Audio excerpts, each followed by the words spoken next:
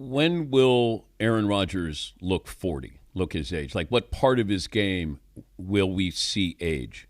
We actually saw it coming off of the Achilles because that's when he was trying to recover, and he didn't have his.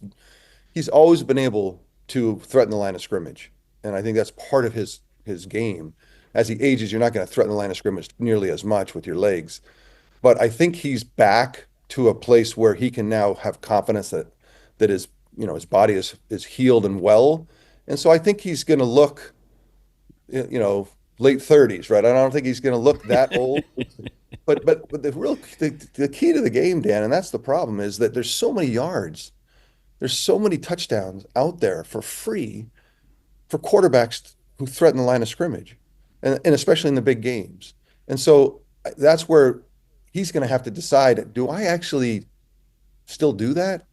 Because I don't think it's possible to go the distance without that ability in today's game. Because you look at the Super Bowl and the championship games are all won by guys threatening the line of scrimmage and making those big plays and creating that space. And so that's the challenge for Aaron. But I think he'll have a very good season. I think the Steelers will be classically Steelers. Will play great defense and win games and close ones. And he'll have a better season than he's had.